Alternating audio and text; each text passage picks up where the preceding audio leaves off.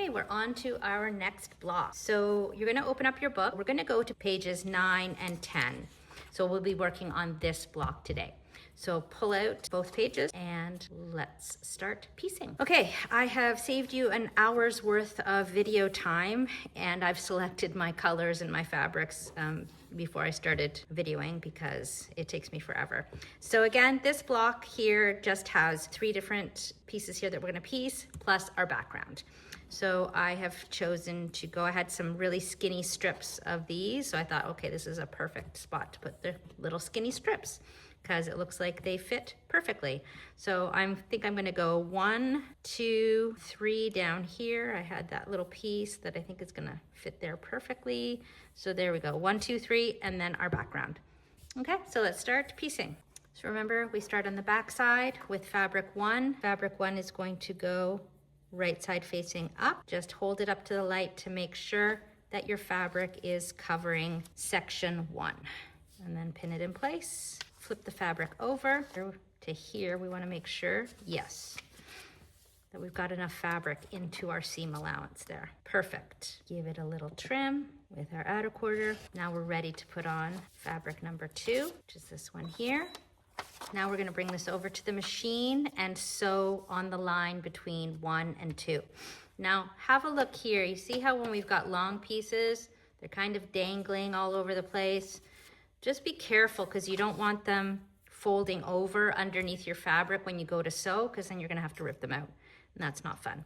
So I'm gonna just tack another pin here just to hold that in place. You can also tack another one here if you want. So when I bring this over to the machine and I flip it over, there's no chance of these little dangling pieces getting caught underneath into my seam.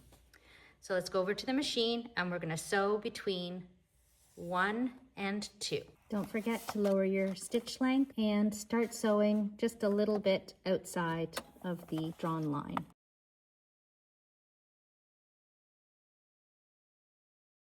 Let's remove our pins.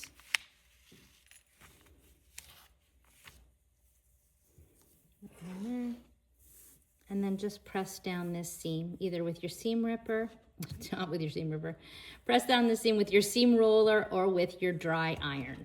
Okay, now it's time for number 3. So this is gonna be my number 3. We're sewing 2 to 3 together. Place your cardboard on the line between 2 and 3. Fold back, add a quarter.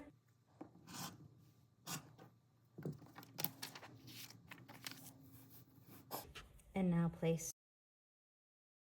Fold this over. I can hold it up to the light, but I can see through the paper here and it looks perfectly fine. It's going to cover that little triangle that's there. Place a pin and bring this over to the machine and sew between 2 and 3. Again, be careful with those pieces that might be dangling. If you want to put another pin in there, place another pin just to be sure it doesn't move. Okay?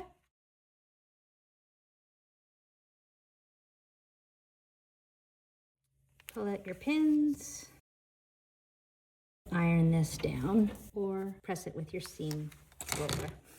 Okay, looking through again, because it looks so weird here, and just looking through my paper to make sure that all of the fabrics are covering their specific area. And now we're going to pop our background on, number 4. Grab your cardboard, place it along the line, and pull back. And we can also see here that all of our fabrics have crossed over, so they're within where they need to be. Grab your outer quarter.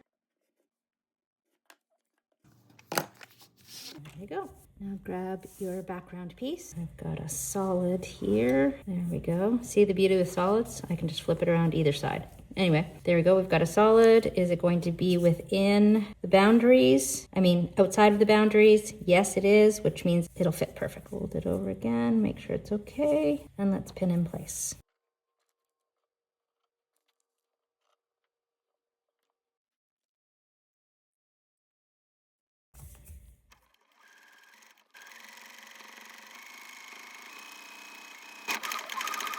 Let's pull out the pins. And then we're just going to press this back before we trim. Okay, so let's flip our block over and trim. There you go. We've finished our block. Now just repeat 3 more times.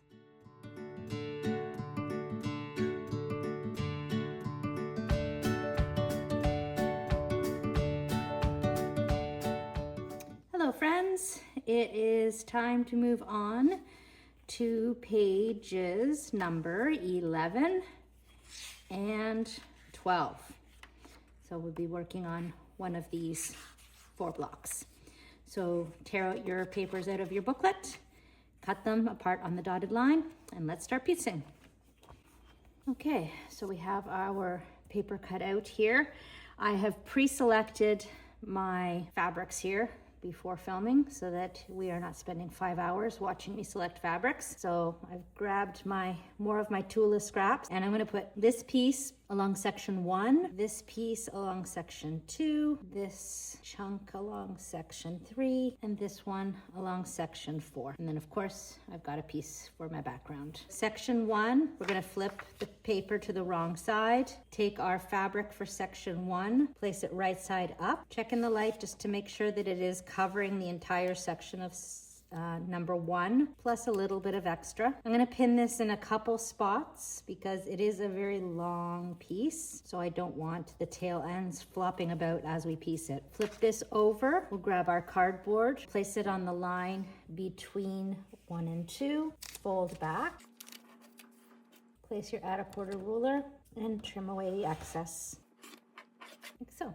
Flip it back over. We'll grab our fabric for section 2. This is more than big enough, so I don't need to check. This is a very big piece. I probably could have cut it off smaller, but it's okay. Place it right along the edge and pop in a couple more pins. You'll notice I'm not putting my pins too close against the edge because I have already done that before, and I've sewn over the pin and literally right through the head of my flathead pin. So just make sure you're keeping your pins, these flathead pins, far enough away from that sewing line so that you don't sew right through your pin. All right, so we've got this pin down in place.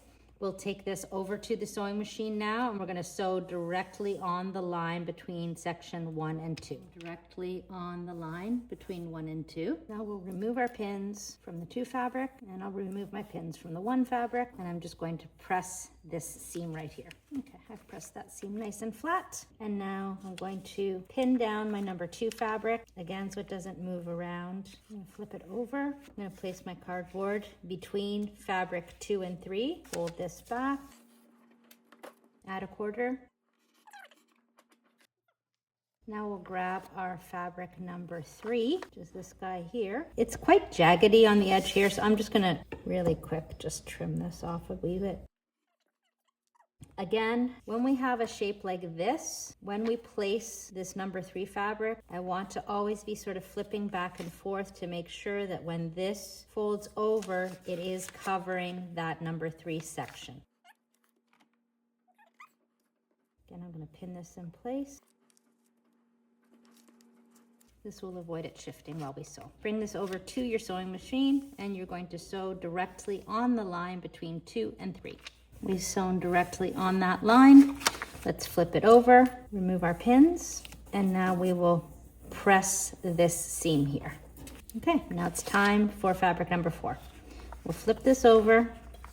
I am going to just put a pin here again so this is not moving while I'm trimming. Grab my cardboard, place it on the line between 3 and 4, fold back, place your add a quarter ruler up against, trim away the excess, pin it up, and now we're going to grab our fabric number 4. Place this, right sides together, and make sure that when this folds over, yes, it will cover the number 4 section. Pin in place. Bring this over to the machine and sew directly on the line between 3 and 4. So I've sewn directly on that line between 3 and 4. We'll flip it over and remove our pins. Then we'll bring this over to the iron and press this seam. Now it's time to put on our background fabric. Fabric number 5. Grab our cardboard, place it on this diagonal line, hold it down, and very slowly fold it back. Grab your add a quarter and slowly cut away the excess. When we get to this point, slide your outer quarter up, making sure it's still remaining up against the edge, and finish trimming. And there we go. We're ready for our background fabric. So here's my background. Again, it's a white on white, so you can barely see the difference, but there is a right side and a wrong side to it. So we're gonna put right sides together. The diagonal's going along the diagonal, and the big side goes with the big side, and the pointy side goes with the pointy side. It's very technical, isn't it? But that's how I remember. All right, and just double check that when I flip this over, it's good. So again, this is along the diagonal. We've got lots of little seam pieces underneath. So pin it well before you bring it to the machine so that none of the edges like this, like here, fold over and they end up getting sewn into your seam. We'll bring this over to the machine and sew directly on that diagonal line. We've sewn directly on the line. Now flip it over. We'll remove our pins and then we'll bring this over to the iron and iron along this seam. Okay, I've pressed down my seam. Let's flip it over and now we will trim right along the dotted line.